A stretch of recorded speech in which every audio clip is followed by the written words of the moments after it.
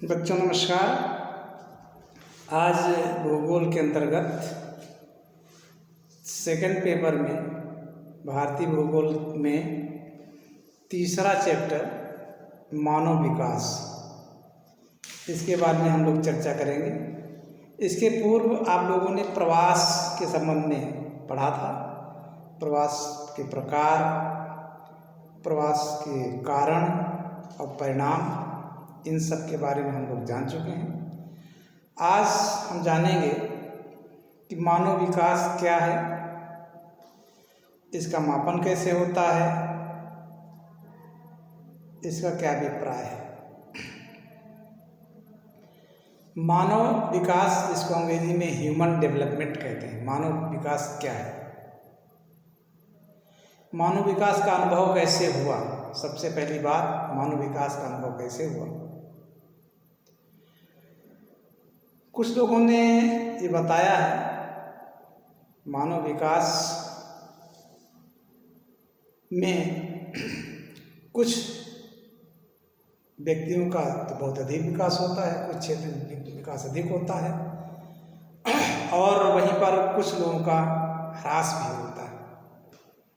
जैसे शहरी क्षेत्रों में विकास औसत से अधिक बढ़ रहा है, तो जहाँ पर विकास बढ़ रहा है वहीं पर कुछ उपेक्षित लोग भी रहते हैं, गरीब तबके के लोग भी रहते हैं, जिनके पास संसाधनों की बहुत कमी है। झुग्गी झोपड़ियों में रहने वाले लोग, रिक्शा चलाने वाले लोग या देहात में कृषि करने वाले छोटे किसान, मजदूर, ये सब आते हैं। तो एक तरफ तो विकास बढ़ता है, दूसरी तरफ कुछ लोगों का हरासमेंट भी होता है, अविकसित भी होते चले जाते हैं। दो तरह की बातें हैं। तो मानव विकास क्या है? मानव विकास का मतलब है लोगों की जीवन में गुणवत्ता का बढ़ना, वो चाहे आर्थिक गुणवत्ता हो, सामाजिक गुणवत्ता हो, नैतिक गुणवत्ता हो। जब हर तरह से मनुष्य के जीवन में सब की वृद्धि होती है, धन की वृद्धि होती है, सामाजिक संपर्क की वृद्धि होती है, देश प्रेम की भावना की वृद्धि होती है, नैतिकता की वृद्धि होती है, तो उसको हम मानव विकास कहते हैं। धन का केवल विकास होना ही मानव विकास नहीं है। धन बहुत है, बैंक में जमा हुआ है, समाज के काम में नहीं आता है, तो उस व्यक्ति का मानवीय विकास एक तरह से नहीं हो रहा है। तो मानव विकास तभी हम कहेंगे जब मनुष्य का ज़्यादा से ज़्यादा विकास हो, हर क्षेत्र में, समाज के क्षेत्र में, राष्ट्र के क्षेत्र में, आर्थिक क्षेत्र में, सामाजिक क्षेत्र में और नैतिक क्षेत्र में, तब उसको हम कहेंगे मनुष्य का विकास हो रहा है, मानव विकास हो रहा है।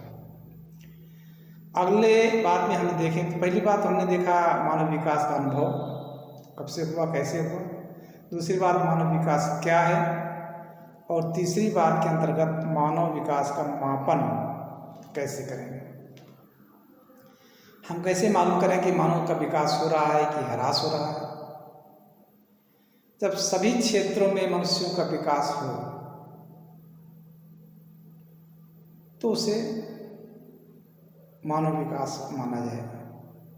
प्राचीन काल में प्रति व्यक्ति आय, आजकल भी मनुष्य की प्रति व्यक्ति आय बढ़ रही है कि कम हो रही है, इसका आकलन हर सरकारें कराती हैं। प्रतिवर्ष कराया जाता है कि प्रति वर्ष व्यक्ति आय पहले कितनी थी, अब कितनी हो रही है। सामाजिक स्तर पहले क्या था, अब कितना हो गया। जब प्रति व्यक्ति आय बढ़ेगी तो स्वाभाविक रूप से सामाजिक स्तर भी उसका बढ़ेगा, जीवन स्तर बढ़ेगा, स्टैंडर्ड ऑफ लिविंग उसकी बढ़ेगी। तो ये सब प्रति व्यक्ति आय पर निर्भर करता है। एक ये भी मापन होता है कि प्रति व्यक्ति कितनी कैलोरी यूज़ कर रहा है, भोजन में कितनी कैलोरी ले रहा है, अच्छी कैलोरी ले पा रहा है नहीं ले पा रहा है। पहले कितनी कैलोरी की खपत होती थी प्रति व्यक्ति और अब कितनी हो रही है, उसमें ह्रास हुआ है या वृद्धि हुई है। तो अगर वृद्धि है तो मानव विकास हो रहा है। और भी बहुत मानक है, जैसे ऊर्जा की खपत प्रति व्यक्ति कितनी हो रही है, पहले कितनी थी। अगर कम हो रही है तो इसका मतलब उसका विकास नहीं हो रहा है, ह्रास हो रहा है। अगर ऊर्जा की खपत बढ़ रही है प्रति व्यक्ति तो विकास हो रहा है, मानव का विकास हो रहा है। तो इस प्रकार से शिक्षा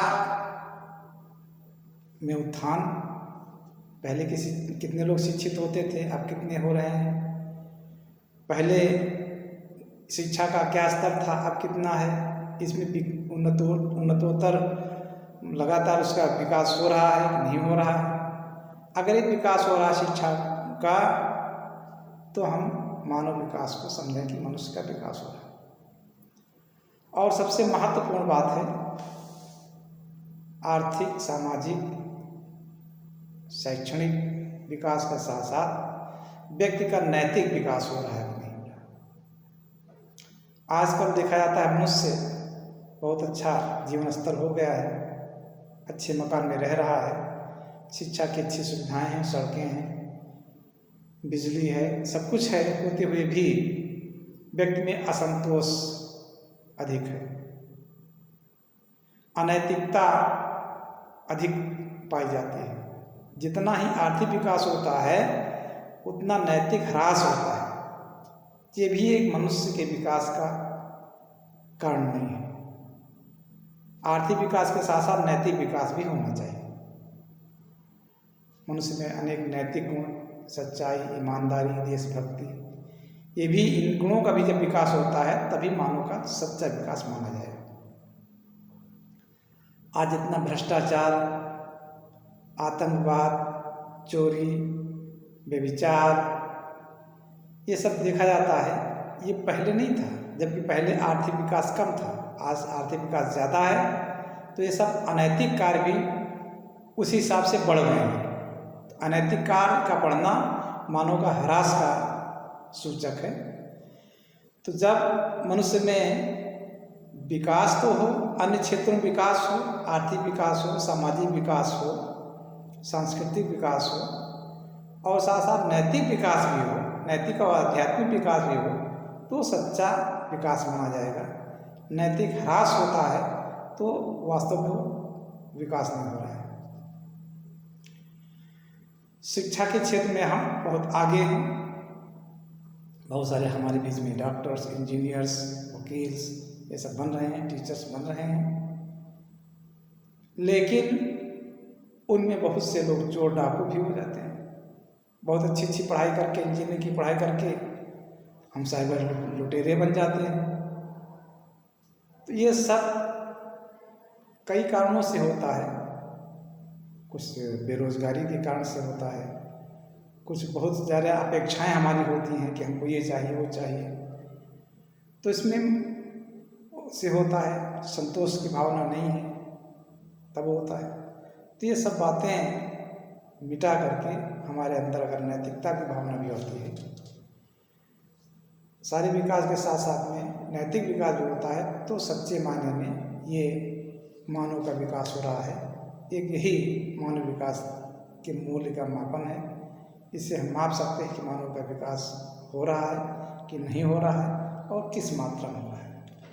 तो इस तरह से शेष बातें इसकी अगले वीडियो में आपको प्रोवाइड की जाएंगी। इस बात को आप समझें। आज ये तीसरा चैप्टर प्रारंभ किया जा रहा है। अब प्रतिदिन आपको इसके आगे का भाग बताया जाएगा, आप ध्यान से सुने।